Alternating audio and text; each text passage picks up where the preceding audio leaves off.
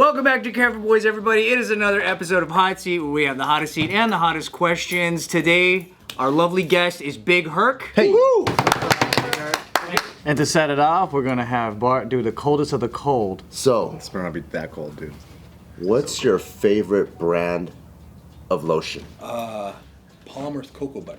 You got a nice answer. Palmer's Cocoa Butter. Do you mix it with another one, or you just go straight Palmer's? Man, Palmer's is such a high grade, you can go straight Palmer's. High quality. The highest. Very good absorption rate. It's really good. The way you said it made me want to throw out my jergens. I was like, I gotta write this down. I gotta go get some of this. So Big Herc, where did you grow up? Sacramento, California partially, and then also in the Bay Area, Treasure Island. Wait, is that the little island in the middle? Yeah. I didn't know there was people that lived there. Yeah, that used to be a military base, and before that it was the World's Fair. Oh. Yeah. And now it's public housing, and I think they're going to change it into luxury condos here pretty soon. They're going to make it into like a... It sounds like Bay Area shit. It sounds like Bay Area shit right there. So would you consider yourself a Bay Area NorCal guy? I would say Northern Cali, but Southern Cali has had a lot of influences on my growth as far as seeing the world beyond just Sacramento. Because everybody I've met from Northern California Southern California are doing such bigger things than all my friends I grew up with. I mean, a lot of my friends, I have no more millionaires that I've met in Southern California than North. I know nobody in Northern California who's a millionaire. So they're lazier. I was kidding. Different mentality. Like the sky's the limit. In Southern California, there's more entrepreneurial spirit. Very, very much. I mean, guys who are just balling out of control, and there's there's visionaries out here. Where's their limit? Just like 10 feet? They just want to ghost ride whips. Sacramento, like predominantly, like good job is working for the state. Oh, yeah. Capital, right? Yeah. True. State government jobs. Yeah. So that's kind of like where Those are people nice are at. jobs. When you start talking about you're going to open up some, tech or some big maybe car company, this and that. Then people are like, oh man, I'm just going to get a job and work for the state and get retirement. People don't think like they do. More stability. More stability. Yeah. Exactly. Because out here, people are just more like, I'm gonna work for myself, build a business. Yeah, and it's they just have a lot more motivation. I mean, everybody I've met out here, from my Vietnamese friend, he runs a mortgage loan company. My other friend, lighting company, clothing line, car rental. Everybody's like, they have all these ideas, and just being around those individuals, it makes you want to hustle harder. It makes you want to vision. I mean, seeing guys like in their 30s, 20s driving $300,000 cars, you will not see nobody really in Sacramento. You're not going to go to a car show and see $20 million worth of cars in the parking lot. I mean, that's nothing out here in LA. You show up. I remember going to a car show in the morning one time. They were doing a platinum, and dude, I seen like some Asian cats roll up, bro. They were like 12, 15 cars deep with Lambos and Ferraris. What crew is rolling that hard? 16-year-old Chinese boys with Mainlanders, bro. Dude, I've never seen. I said, dude, what do you guys do? I have a clothing line. I said, I've never heard of your clothing. What's your clothing brand? I mean, you guys got, damn, I don't know this many people with Lambos and Ferraris. 15, 20 deep, and then a Rolls Royce in front. Oh, you guys are balling. But it's inspirational. Because I see that, and it's like, damn, I can go out. Sky's the limit. You can really go out here and get it. People in particular Sacramento, the Bay Area, you have more money. You have a lot of money in the Bay. Bay's different kind of cat. You got some guys in the Bay balling, but Sacramento, it's just, I felt like I had outgrown that fishbowl. So you've been in jail, right? Yeah. And in jail, what was the craziest sexual act you saw where it made you go like this on the inside? You know what? Never seen anything. No direct male homosexuality, but I knew of a situation just through having other people in the yard tell me about it. There was a big guy who was a shot caller for the white boys. He looked like Tom Selleck, a big white boy, big mustache and stuff, and he was kind of like, calling the shots on the yard. And then this Native American showed up, very feminine, had a little haircut. And he's like, so-and-so, oh my God. He went and talked to the warden, and they're like, what the hell's going on? He's like, can you put him in my cell, blah, blah, blah, blah. And they're like, these dudes were lovers at another institution. Oh. And it came up, nobody knew, you know what I mean? Because these dudes running shit. So when the other white boys were like, damn, they didn't want to, this dude's a savage, so they didn't really want to check him in, but they're like, dude, you can't be you can't be our face no more. You can't be our rep. But he had the Native American moving a cell with him, having clean the cell, and then a dude sitting in the cell next door. He said, "Man, he be in there busting his cheeks at night." But I didn't have to hear him. He said, "Dude, he'd be up in there, locked down, whatever. He up in there getting it." So he gave up his shot caller position so he could be in love. Yeah. Oh shit. Yeah. What a forbidden love story. That could be a movie right there, dude. Broke back.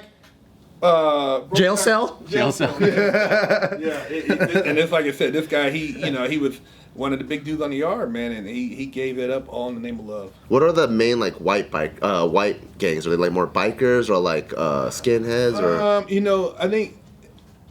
I mean, honestly, I didn't really. I guess they had the cliques up in there. They probably. I think in prison, I don't know the feds and state. I know it's AB, and then the skins. I think is more on the street. So I don't know what their cliques are in prison. AB as in like Aryan Brotherhood. Yeah. But I worked out with a couple pretty big white boys when I was in Herlong, but they were from Northern California, so it's like, they did what they wanted to do. It's different. Like I said, once again, Northern California is a different thing, and a lot of people tripped out me working out with these big white boys. But one was from Richmond, and then one was from I want to say like Turlock or something. So it wasn't really a big thing, but it wasn't as much in the feds. Like I said, federal is different than state. State, I couldn't come near a white boy. It would have been a lot of politics. That's called politicking, right? Where like it's like you have to stay in your race, and then there's like a pecking order. Yeah. So you're in federal prison, and that's different from totally different than state. State is like a whole nother level. Federal, you're dealing with guys who, some of them were multi-millionaires, man. I mean, guys who, I had a Mexican cellie because I was, like I said, from up north, so I did a different program. And we would, because they spoke Spanish, we dealt with a lot of different people. So we had guys from like Northern Cali we dealt with. Sometimes the Southsiders would come to us to help them with legal work.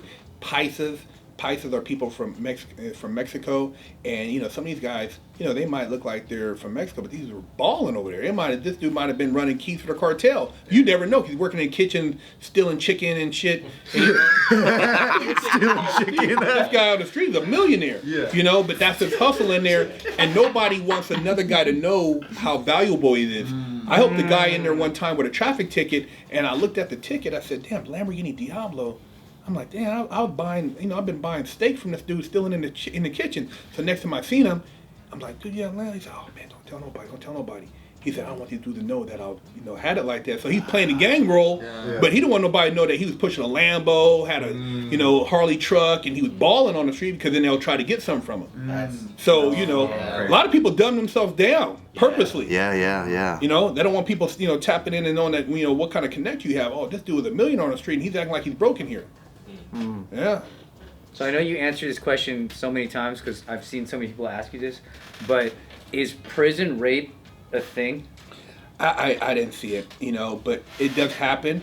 And like, if you're a guy that shows feminine tendencies, and one of the biggest things is like when you go to laundry to get your clothing, you're not going to have them, you're not going to wear no two sizes too small pants. If you're walking around in some tight ass pants, motherfuckers are like, "Oh, that's like you're sex playing them." Yeah. So you're letting dudes know that I'm showing right. cheeks. I'm showing cheeks. I'm right. You're not. If you're doing that, they're like, "Damn, this dude got some tight ass pants on." And dude, they'll they'll act on that, man. And, dude told me one time, he seen a dude up in there, real soft. I don't know if he's in there for like and credit card. Credit card. Some pussy crimes. Predominantly a crime committed by gay people.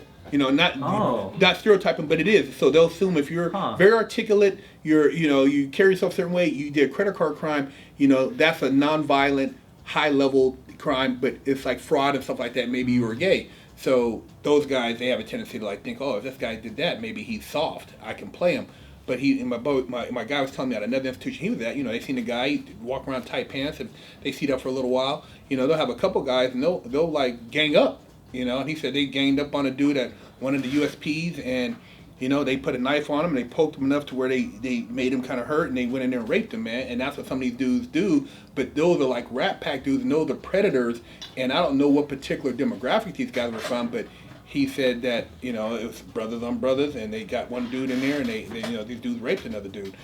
Fortunately, I never seen any of that happen personally where I was at, as far as anybody get forcibly raped. And I would imagine more in the state because of the mentality that it happens more often, but I didn't witness it in the feds, thank God. When a dude bones another dude, but then says he's not gay, how do you explain that? There is no explanation of that. I knew it, dude. Yeah. Today's video is brought to you by Tushy.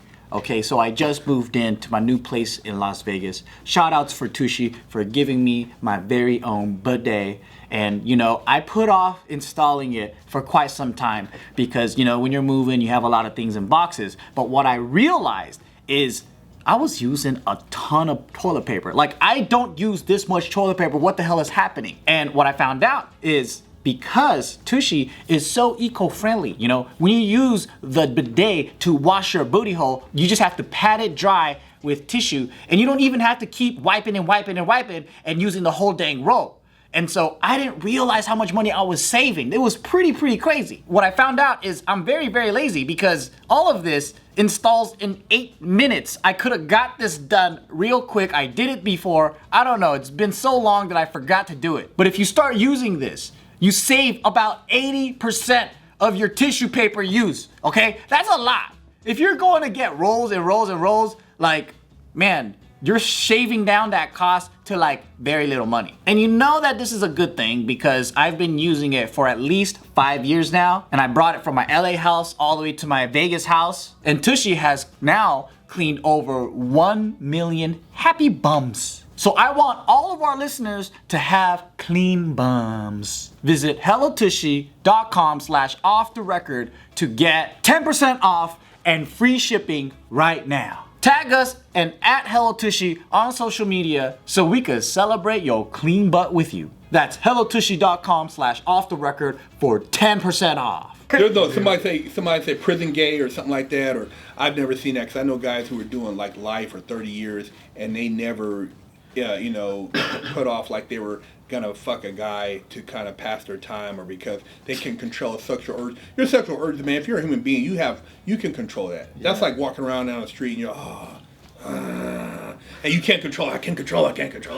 You know what I mean? Come on, bro. You're a man. So you gotta have some type of willpower, and that shouldn't be your main drive for existence. So if you're in prison, you're saying you're gonna be having sexual relations with men, then that's something that was already a proclivity that was in you on the street, and you just acted on it now, and you're trying to justify it. So you did 10 years, you said? 8 years, 8 months. What was the hardest thing that you missed when you were in there?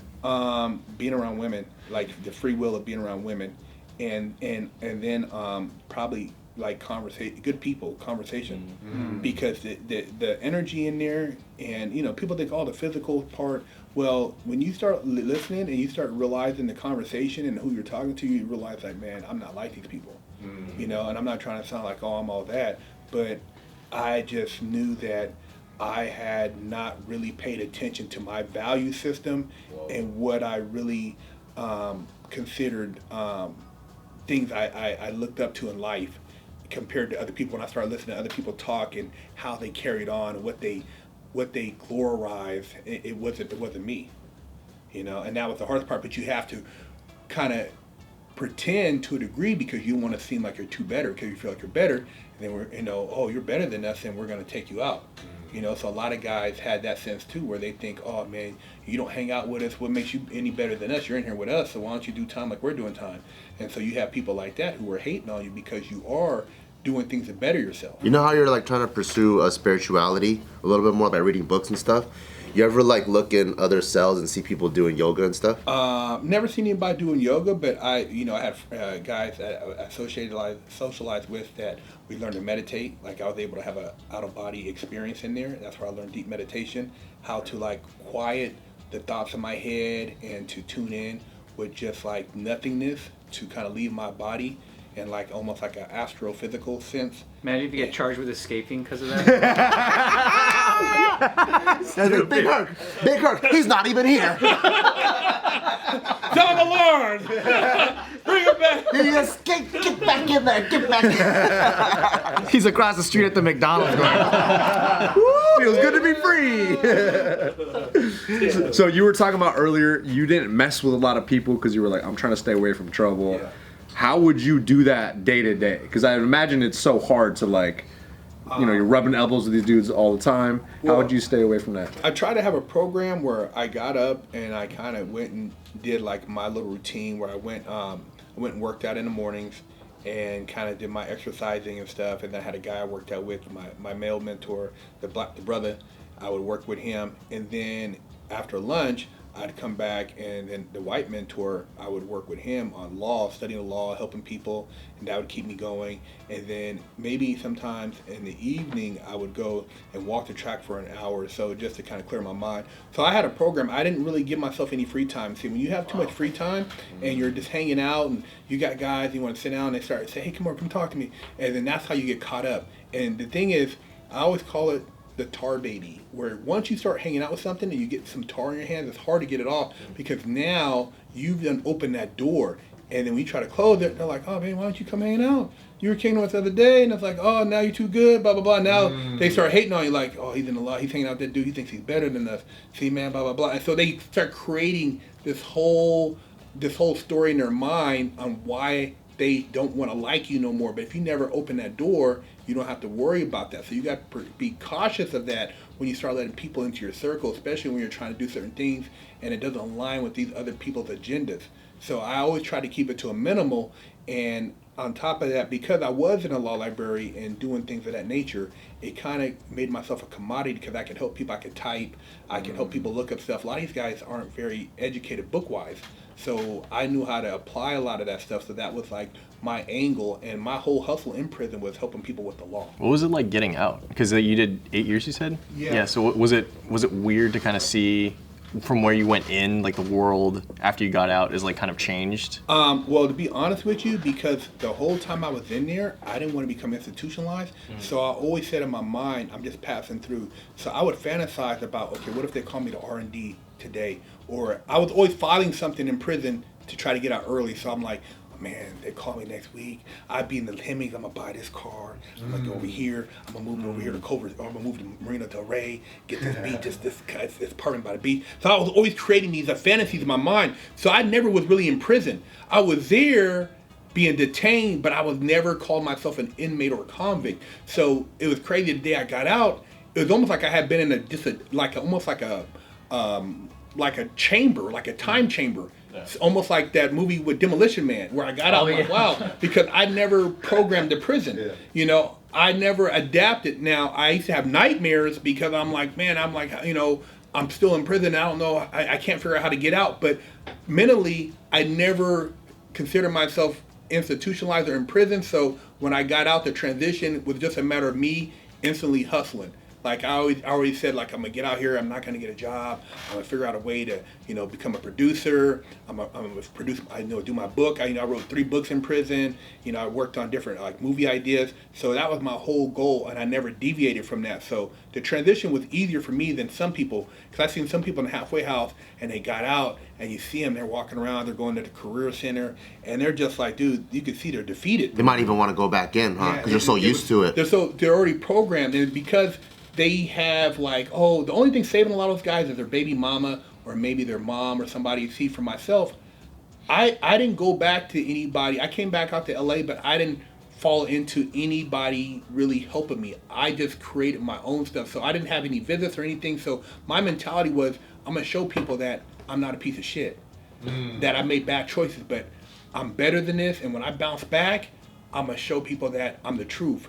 So that was my whole thing, and not allowing the system to dictate to me who I'm going to become after that, regardless of I had 3 felonies at that point. How are you able to do that? Because 8 years is such a long time. That's so strong of a will. I every day I meditated, and I spoke to the universe to try to ask for strength and to try to guide me on what my purpose is and what my true calling is, because I know it wasn't being in prison. Yeah. I know it wasn't. So it's just like a daily thing. I would just say these mantras sometimes. I'd read these different things as far as empower myself. I remember one time I had these 2 cellies, man. I had a super Crip and a super Blood.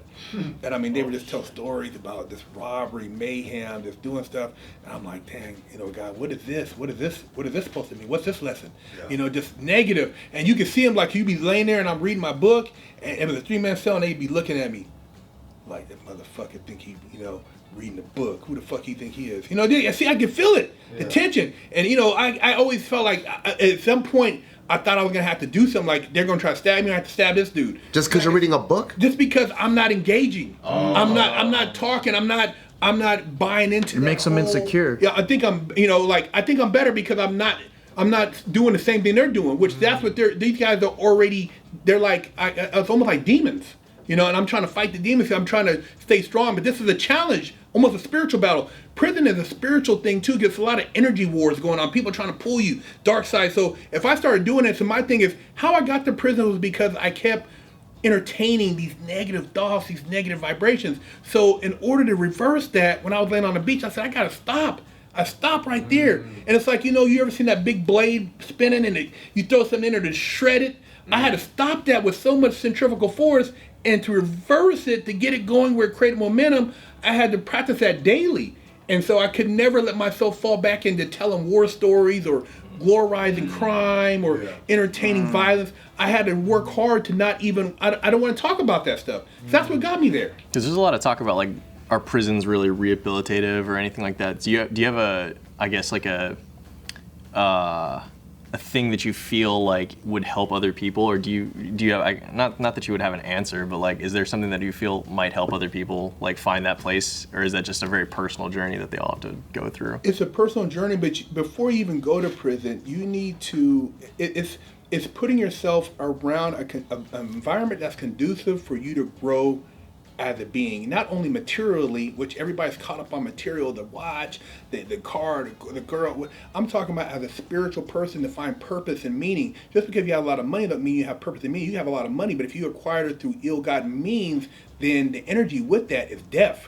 It can attract a whole nother thing that can result in you losing your life, even though you have a bunch of it. So you have to focus on your social circle and what you put out into the world as far as what you want to attract.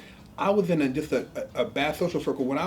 Before I committed to bank robbery, I didn't really understand really what my ultimate goal was or my purpose was. I had, you know, mingled in different circles, but with no real direction because I didn't know who I was or where I was going. So as far as people, and when you get to prison, it's so much more clicked up, and then you can't leave, then it's harder. So you have to fight even harder to find your identity. Most people have no identity. All they do is they see something, I'm like this, or they follow this, or they join this, and they don't create their own identity. And then you're taught a false identity, because most of the shit we're taught in school is bullshit when you start researching the history and the lies and all this stuff. So you're fighting 3 different angles of just negative affirmations to become who you are. So it's hard, and they know that, and they set it like that up on purpose, and that's why it's easy to control everybody, because nobody has any identity. They don't know where they're going. We have the program. School teach you to go. School program is no different than prison program. Get up, go to work, go lunch, go to break, go home,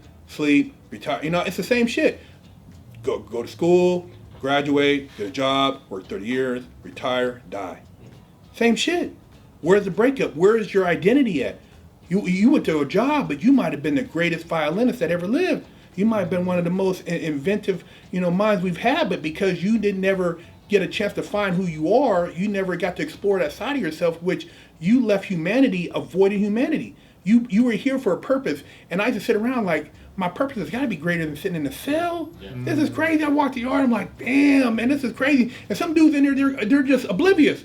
They're walking around, and you feel the energy. You're like, oh my God. It's like Groundhog Day every day. Like, this is not normal. This is not normal. The guards in there, they're working. I'm getting a paycheck. Dude, it's not normal to get a paycheck like this. It's not normal. So I just used to have to really sit around, and I used to just get in my own head and just go back and just think like, damn, when did it start? When I stole those pair of shoes. God damn it. I should have never stole those shoes. From the other baby? But you gotta face all that stuff, right? You gotta really sit down. But it's painful. A lot of people don't want to face that, because then you start going backwards and looking at everything you've done and how it led up. You don't wake up one day and say, hey, I'm gonna go rob a bank. Yeah. Take over a bank, blah, blah, blah. You gotta work up to that. So it's like, it's a whole deprogramming, reprogramming process. Where's a good place to start with that? Like, where do you look to, I guess, to even start that journey? I would say I would look at your values and ask yourself, are these your values or are these values somebody else's values that you adopted? I think most people got other people's Yeah. values. Exactly. Yeah. Their parents, all that shit. Be honest, man. As I got older, I thought, man, am I adopted? But I said, damn, my mom had me at 14. I couldn't have been that young and been adopted because I think so much differently. I look at my family, man. I'm a health freak. I have ambition. I'm like a really like animated person, and everybody else is just kind of like chill. Oh, you know, just not very kind of lackluster, not super goal orientated or driven. I'm like the type of dude like when I put my mind to something, I'll die for it. I want to die. You know what I mean? I'll die for it. So why not die for something good? But that's the type of mentality I have. Is all or nothing. I don't do stuff with a backup plan. I'm gonna do this, and if I don't make it, I can go back and become a trash man. I don't think about that shit. Ain't no backup. It's all or nothing, especially when it's something positive. Because I feel like I was put here, and if you truly believe in yourself and who you are, then the universe is going to make a way for you to be that which you are. But if you get a universe an out because you don't really believe in that, then the universe is going to give you the easier out. That's how the universe works. If you want to be the highest, anybody before they've actually hit major success, they've had a really depressing moment. Or felt like, man, is this really all worth it? It's like childbirth. Oh my God, it hurts so bad. Is it really worth it to have this little baby? Little baby. You know what I mean? But then the baby comes, you're like, oh, little baby, you're so beautiful. It was worth it.